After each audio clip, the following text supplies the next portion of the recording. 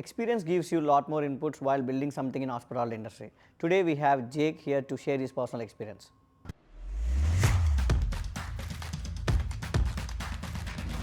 I would like you guys to join our community and wait for the inspiring video.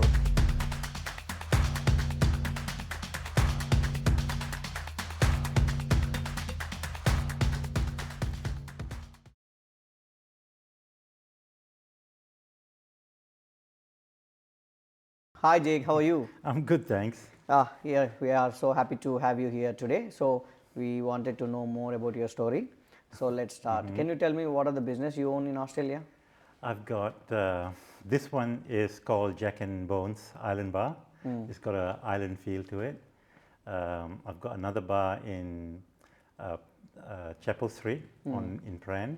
That's called Death or Glory. Oh, And above the bar, I've got a cafe and a restaurant. It's been keeping me busy. oh, you got three or totally four? Four, yeah. Four. That's great, you know. And running this restaurant is, I think this place is like, I feel like awesome because at this place in middle of the city, you're making so great. Yep, it's great. It's great. So coming to your story, can you tell me how did you start in Australia? You know, when you came to Australia? Right. Okay. I moved to Australia about 22 years ago, and initially I got a job in IT. My background is IT actually, and unfortunately or fortunately, within 6 months, the company closed down. Oh, So, and then I thought that, okay, I'm not going to look for another job. I am going to buy my own job. At that time, I bumped into a friend who is a business broker, and she took me around and showed me a few different places. I have had no experience in hospitality, but nonetheless, I was quite gung-ho. And I saw the cafe above this bar, and I said, no, that's the one. I'll take that, you know, and then the journey started, you know. So the cafe above here came with the bar. I wasn't looking for this bar. It just was together. Initially, when I first got introduced by the old owner, saying that, you know, I'll be taking over, the first thing I did was I told all the staff I've got plenty of restaurants in Malaysia, even though I didn't have any, just to give them the confidence that I knew what I was doing. But nonetheless, within 6 months, I learned everything from my staff.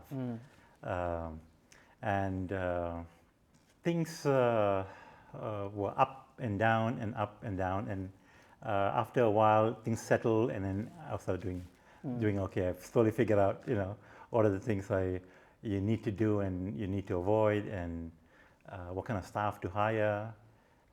2009, after running the place for about 5 years, I decided to take a break, you know, and so happened the same business broker who brought me to this place found me a buyer. oh, So I sold the same place. You sold it. Okay. sold the business,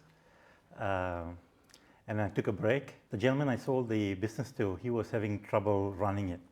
He got his son to help him, but the son wasn't interested, and you know, He couldn't make it up. he couldn't make it.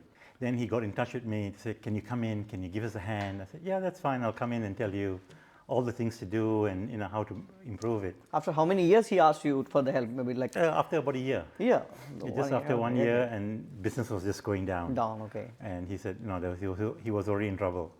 And so I came in, and I sat down with them and told the son, okay, now you need to do, these are the things you're doing right, good. These are the things you're doing wrong. Okay, don't ever do these things.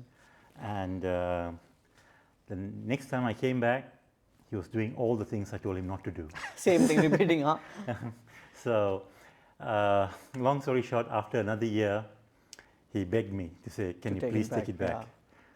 I had thought for a while, and then I went ahead and came to agreement where I bought back the place for half the price. Ah, seriously, yeah. That's really helps you a lot, yeah. Yes, so then, but he had, I don't know, he'd done such a bad job that even the customers I knew previously didn't want to come in. Yeah, not coming back. So I said, okay, I need to do much more than the normal thing.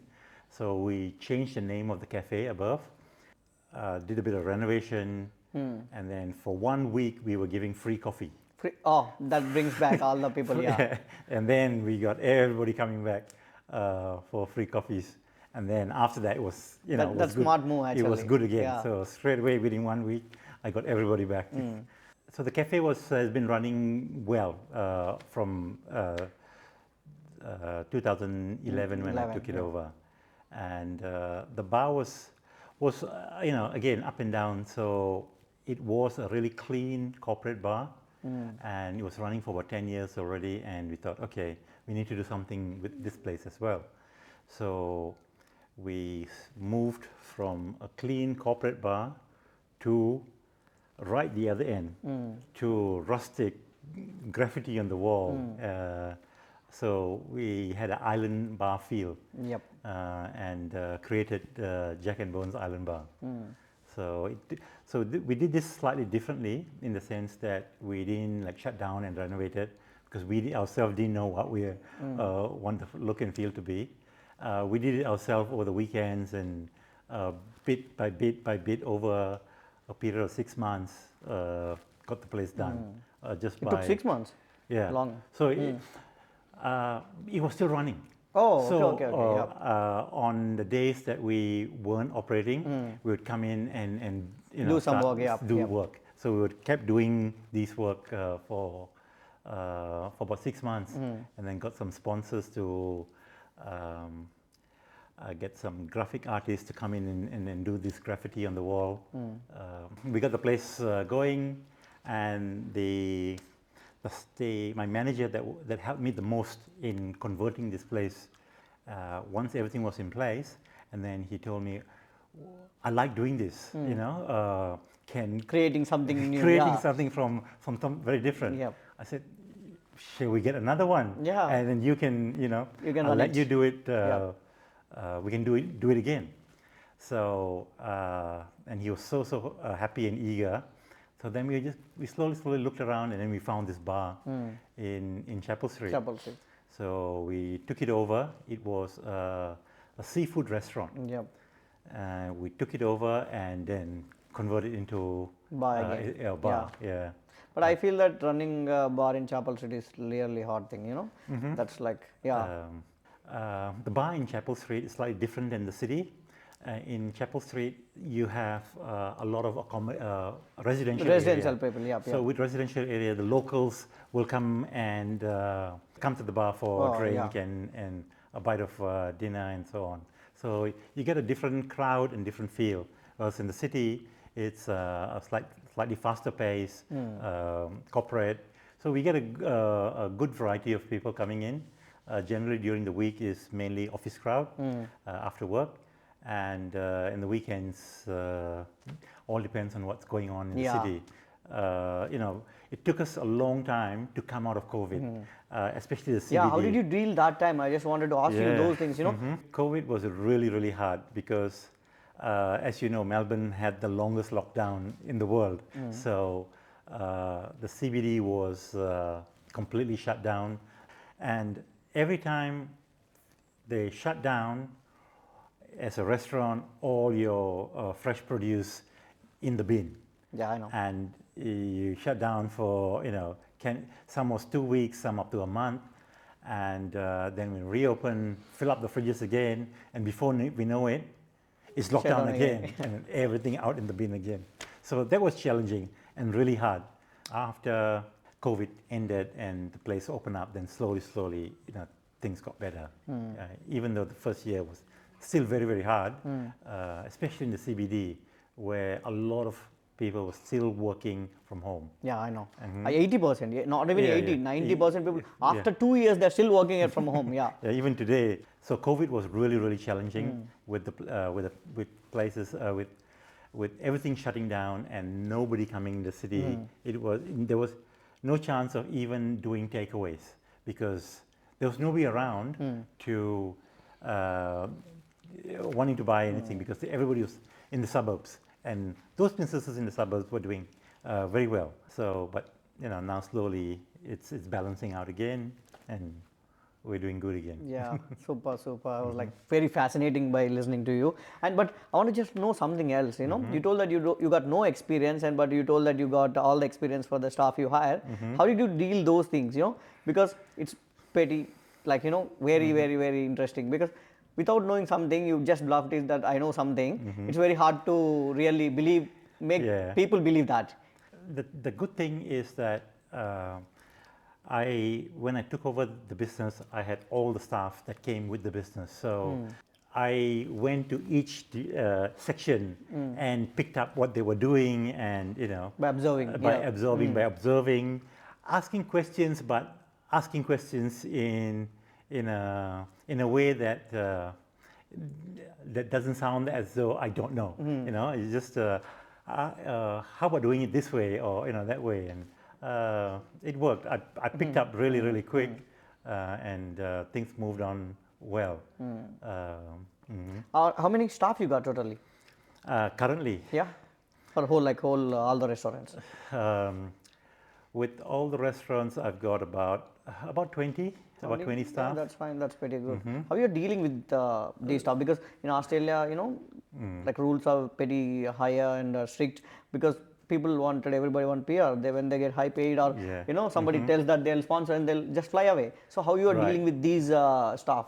8 years ago, I realized that my staff would leave after 5 months, 6 months, 7 months.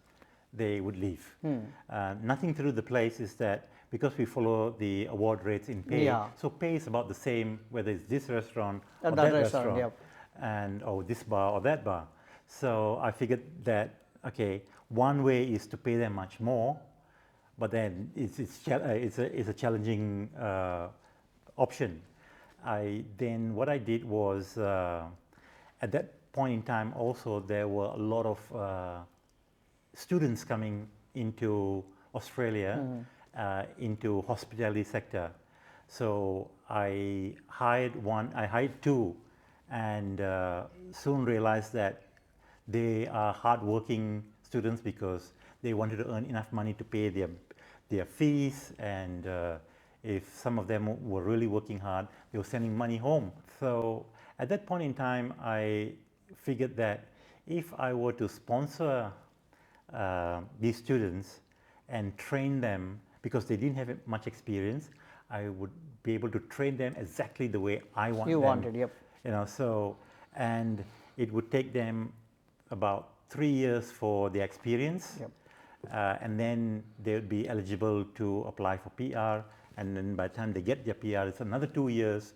I would have them for 5 years without them leaving. So that's what I did.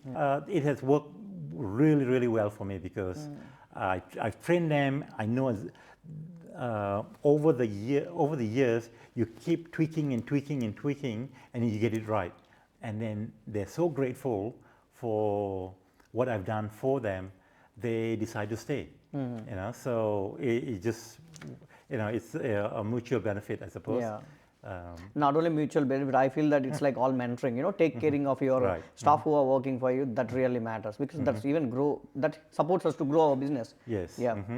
And I encourage them to say one day you will own your own restaurant, and you got to think how all the mistakes we are making now, not to make the same mistakes. That kind of mentoring I'm always giving them, and a couple of them have already shown interest in wanting to own their own restaurant. That's the best thing actually, supporting your own staff, to get their own business done. It really matters. Because everybody don't want to work for a long time. They wanted to start their own business. People imagine it's very easy by just saying like owning a restaurant in Melbourne, but it's very hard. Back end there are a lot of things to deal with. And how do you suggest your own staff to deal with? Because right now we already just speaking only about the positive side, and how do you deal with the negative people? I think you got a lot of negative people coming in, and Yes, we get that too, and surprisingly, when the energy is not there between a negative staff and the rest of the team, before I can sack them, they would leave. They know it's coming. They just they would just look for another job and move on. So I didn't have to sack too many people, but it is important to have the right team, because if the team is lifting a really weak staff, then it's a burden to the rest of the team. So along those lines, it's really important to have a strong team. Coming to the service, what do you think the best service stands or best service can give to Australian people out there? One thing you can't run away from is that your product must be good. If you're making a coffee, the coffee must be really good. You're serving breakfast or lunch, that must be of quality standard. That aside, then all the other things is very important. The cleanliness of the place, again, like I said, the rapport you have with the customers, the quick service. Customers come into the city, they want a bite to eat, they want a coffee, and then off they go to their work. Fast service. So the fast service is there. The same customers coming back from just a morning coffee, they know their name, they know what coffee they like, whether it's 1 sugar, half a sugar, whether it's a latte, a cappuccino, they just remember. So as soon as the customer walk in, they're already making, the barista is already making their coffee. But as soon as they pay, here you go, John, thank you so much, have a nice day. So, and that, they say, wow, he's already making my coffee as soon as I walk in. So it's just that little things that customers appreciate, that we are attentive, we are on the ball, and Yeah, those things literally matter a lot, because service and remembering their names, Oh, yes. people feel like they're coming to their own places. Right. That makes them to come again, Yes. come again. Yeah. And it's like now when they walk in, they're talking to their friend now. Even for the customers, they treat us like their friends. So it makes a big difference. And how do you deal with bad customers? There are 100, one person will be like so annoying. How do you tell your staff to deal with these guys? Just stay calm, be professional, and do your job. If we have done something wrong and they're upset, then we need to quickly understand what we have done wrong and go in and apologize and to fix it. Sometimes it's not. Sometimes it is our mistake. We've given them the wrong order, or it's not. There's something wrong with the item they've ordered. But many times it is the customers had a bad day and a bad meeting, and then they come in not happy. And as long as you're professional, you got a good product to give them, they calm down, because the place is stress-free compared to the workplace. Workplace is a stress place. So they come here to release their stress. So you calm them down with jokes and things like that. But sometimes they don't understand these things, They come with a lot of stress, makes you so uncomfortable by shouting, I feel like that's not professional. Yeah, very seldom we get that, but when we do, we just be as polite as possible. At the end of the day, the customer is always right. So if you have that motto in mind, then that's the way. That's the way to do it. You train these things to your staff, everybody, Yes, everybody gets every day. They get a bit of wisdom. That's what keep on learning something new. Keep on learning something. Yeah, because I also observe them, what they're doing, what they're not doing, and I'll just go there and say, okay. Rather than saying, why you're not doing this, I will say, Jimmy, come give me a hand. And then without him realizing it, and I'm explaining to him, now this is the way to do it. And that is how successful businessman or a founder should do, by understanding the other's problem and, making them feel more comfortable while they're working. Otherwise, it's going to be messy. So that mentoring process is, it's a daily thing for me. With the bars, I've got managers running it. I also come in do the same thing, but in the cafe I spend a bit more time with my staff. So like quality of food, like for example, we have basically a bain-marie style food layout. I will try every single thing every day. Taste-wise, yeah. Taste-wise. So before the customer finds something wrong, I'm going to find something wrong to fix it and make sure it is all served in a on proper par, way. you know? Yeah. So that the quality of food is always has a good standard. Yeah, it's about like you need to taste every bit of whatever you dishes you are providing to service. Like if it is going out of the kitchen, you need to taste it, see how the taste is. That matters obviously. If even customers having a bad day outside, if they eat one spoon of your food, they should feel like wow, that should be amazing. Yes. Yeah, they should feel very pleasant vibe there. So, yeah. So like with the chef, I when I talk to him, I tell him, when I put the spoon in my mouth, I want it to explode in my mouth. Yeah. I want all the flavors to come at the same time. This is what I'm looking for. Now, this is how we're going to do it. Then we tweak with different flavors and experiment and always looking to make new dishes.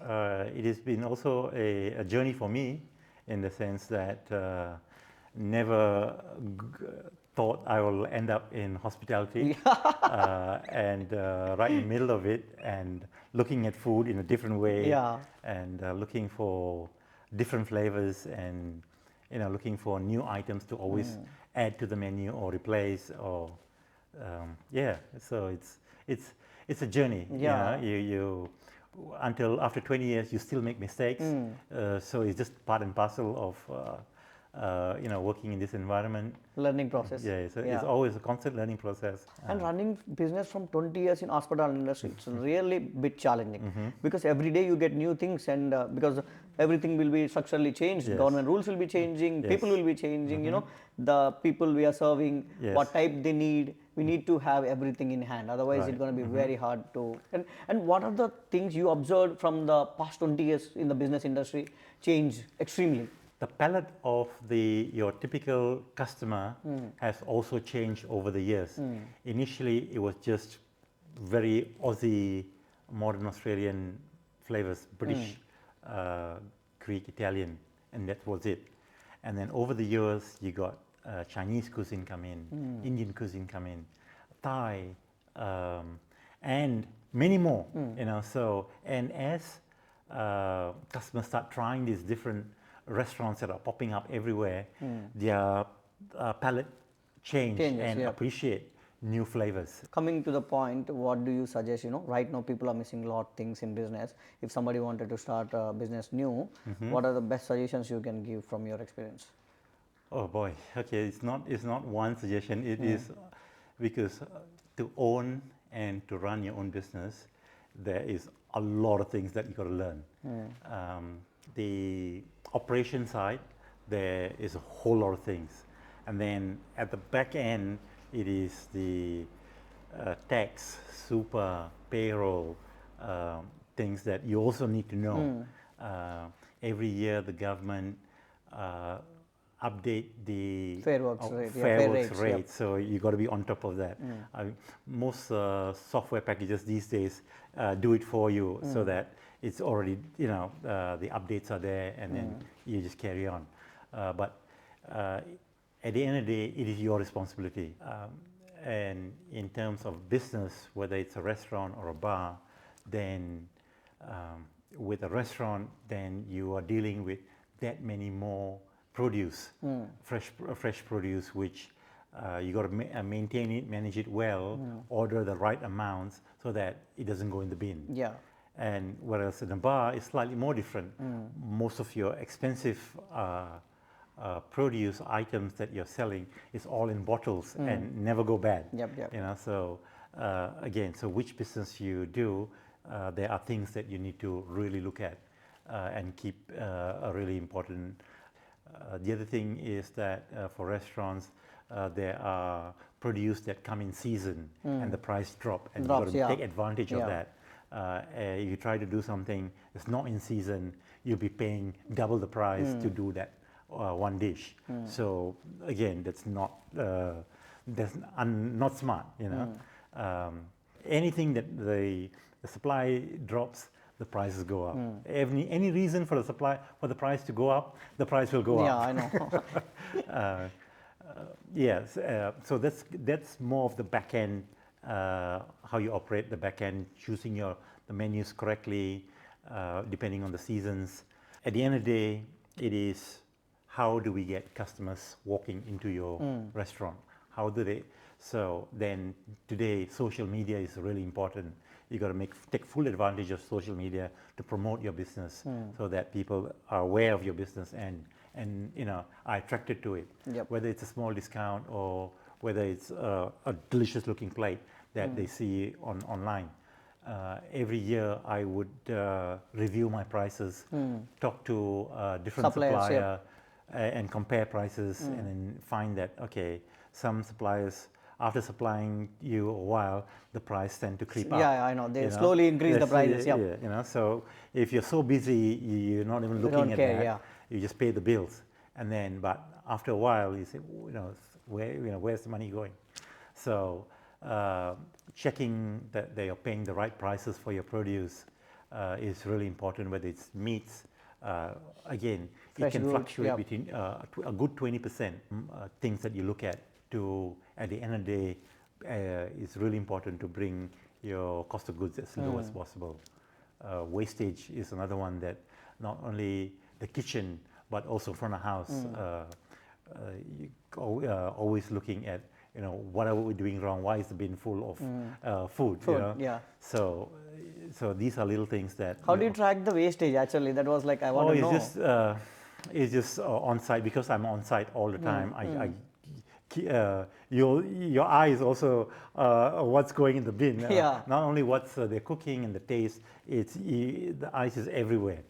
It is not one thing that makes a successful business. Yep, I know. It is 100 little things. That 100 little things is what you got to be. Over time, you will be trained to keep an eye for all these little things. As you walk in the restaurant, you straight away scanning the restaurant. What is not in its place? What is dirty? How's the floor? And then as you walk through the restaurant again, why are dirty dishes on the tables? Why hasn't it been cleared? It's just that there are so many little things to run a place that you got to keep an eye on. Constant process of looking out for getting everything in its right place, everything to taste right, everything to look right. When my staff see me walk in the door, they know I'm going to I'm going to find something that they've done wrong, or they've not, so they will straight away start looking around to say, okay, tidy up this bit and so on. So running a restaurant is not that one magic formula. It is the 100 little things you need to look at and be on top of all the time. If you have the interest and that passion, then it is for you. But if you find it too much and you think that you can pass it on to somebody and somebody's going to do it for you, sometimes it happens. Most of the time, it doesn't. 80 to 90% founders are new youngsters. Right now, I think they are losing this one thing. They feel that it's like fashion. Doing business is like we can do 7 figures, 8 figures by just by seeing something in online. No, that's not how it works. It needs a lot of background work to be done properly. Yes, promotion and social media is one very important aspect of today's hospitality business. But at the same time, it is also back to basics.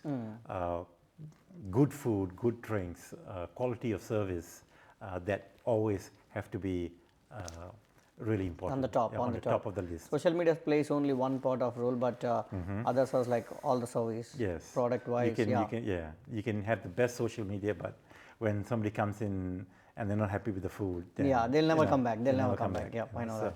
Literally, you got a lot of information with no caps, and which is so great. And I want just I'm very fascinated to know about 20 years running these restaurants successfully. How many figures you made?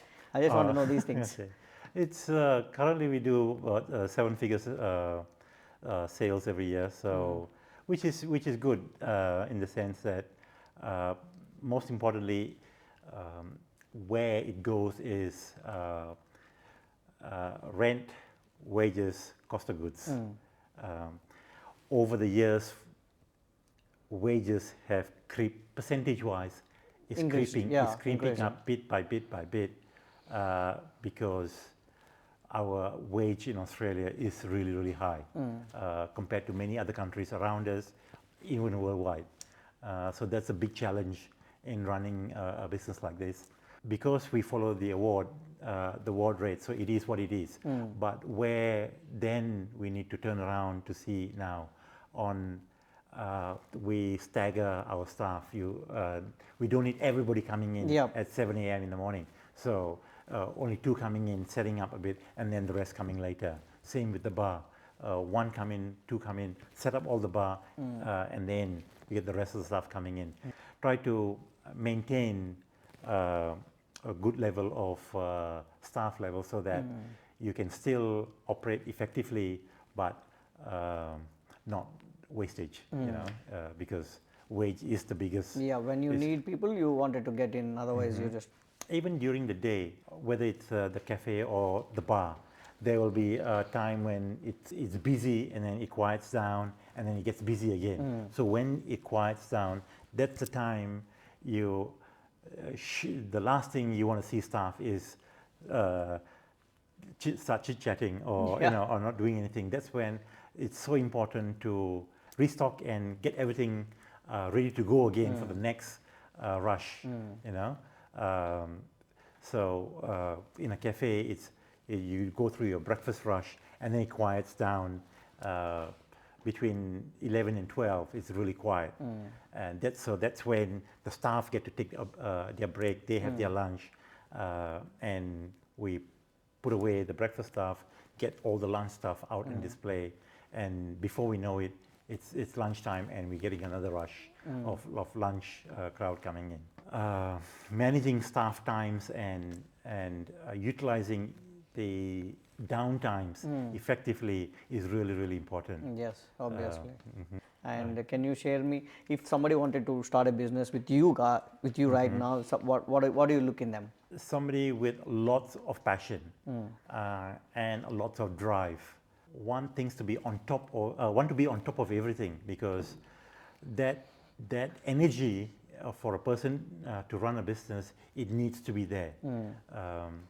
A person that's not shy to tell your colleagues that, okay, come on guys, let's get going, we need to get things done. Having said that, if you're quiet, and you can get a really good strong manager to do some of these things for you. You just let the manager know and push it along, and he will get some things done. So depending, irrespective of your personality, sometimes you can do it yourself, sometimes you get someone else to do these things for you. I feel it's all about hungry and passion, how much passionate you are about your work, and how much hungry you wanted to do it. That 2 things matters a lot, I think. That's make them successful. And you can start with a small venue, but if that hunger is there and that vision is there, then very fast you would see you'd move on to getting a bigger restaurant or having another one and so on and so forth. That's fine, but if it is not running properly, how do you suggest other guys, if it is not running in the first year, what are things they need to take care? Most importantly, before you can try to boost sales and get people to come in, your product must be good. Your food must be good. If it's a bar, your drinks must be good. Your cocktails must be good. And then, when you do the promotion, people will keep coming back. So that getting that balance right in having the right menu, the right flavors, the right food, the right drinks in a hospitality environment is crucial. And once you got that tacked down, then it's time to work on promotions, pulling people in, because they're going to come back. Not only they're going to come back themselves, they're going to come back with their friends. What do you think right mindset to start a business, and how do you figure out that it is a time to start your own business? Oh, that's a $1 million question. That it's all in the timing, in the sense that if you are working for someone, and that's the most important time to actually learn and absorb as much as you can. And then came a time okay, I can do this myself now. And then that point in time usually should come from within. That okay, I'm confident I can do all of this, whatever you may be doing, I can do it myself. That is the time for you to then look to venture out on your own, to set up your company, to hire 1 or 2 people, and make it happen. Whether if it's in hospitality, same thing. You've got to be working in hospitality first. Everything that is required from working in hospitality, understanding the business, and then will come a time where you say, okay, I've done this for long enough. I think I am confident, and I can venture out to do my own. As a person running your own business, every now and then you will have friends, you will have customers giving you ideas, telling you things. You got to listen. You got to listen to what they're saying. Some things may not be quite appropriate for what you're doing, but there will be others that it is really important, and you got to think about it and think about how to implement these ideas, because it is not of one idea, it is of multiple ideas that makes a good business. I think it's all about problem solving, What are the initial problem solvings you got into? Problem solving is, when you see a problem, it is important not to procrastinate and leave it aside, because when you do that, it only gets worse. A bad employee will affect your good employees. The morale of your good employees goes down. So these little things that it is important to do not procrastinate and get on top of a problem straight away. Usually, whether it's a right or wrong answer, at least you made the effort to fix it. That is the most important. Because if it's not quite right, then you work on it again and fix it again and again. Eventually, it'll be right. And then that's how you fix problems. About taking feedback, how do you take that feedback and, ask the right question to the right people to get a right knowledge or a right solution? Sometimes I invite my friends over, come over, have a meal, join me for a meal, join me for a drink in the bar. And when they sit down and have a meal with me, what I'm doing is, yes, we're talking about other things, but my main objective would be getting him to taste the food, getting his thoughts about it, how to make it better. So these are the things I will ask him along the way too. In in a similar environment, what are the restaurants he has been recently? Then getting that feedback, I will go to that restaurant and have a look. You will go there. I will go myself, look at their menu, look at their plating, look at their presentation. So once I've done that, that's also part of the research. I should be doing it myself, but many times you rely on friends who point you to the right direction. That's what exactly. You need to find a right people or right person to ask the right question actually. Exactly. Otherwise, it's gonna be end up getting wrong information. Even sometimes my regular customers, after a meal, I will ask them, how was it today? We've done something different. Then he will tell me the feedback, and then I'll ask him again. Where do you normally go to have a lasagna that you had? Then he will tell me, this place is really, really good. And then, then I've registered that, I've taken notes, and then I'll go check them out. Always so important to check your customers, your competition out. And that's where you learn from, Say it's like doing research. In a food environment, how do you do research? You actually check out your competition. After getting these things, I feel like discipline plays a major role. How do you deal, these things, like maintaining discipline in your daily schedule? In terms of discipline, I so happen I do a lot of things myself, and I need to make sure I allocate the time to get these jobs done. Week in, week out, they will be done. And not everything I can do myself. Yes. It's a big venue, in multiple venues, and this set of discipline and this set of tasks, I also put onto my managers to make sure they are getting their jobs done on a daily and weekly basis. Yeah. You know, so they are keeping an eye on the thing for me. So they're reporting back to me on the things that I want to see every week, every day. Other basic things that I look in staff in terms of discipline is punctuality. Are you able to come in on time? You know, at the end of the day, making sure that certain things are set up for the morning. Next day. So, yeah, for the next day is so important, because if it is not done, then in the morning you're running behind just to get things prepared because you didn't do it on closing. Really important things that staff will also be trained to have that discipline, so that these things are done on a daily and weekly basis. Really, your experience gives me a lot of knowledge on how to run a proper business in my future. Thanks for that. You're welcome. Yeah.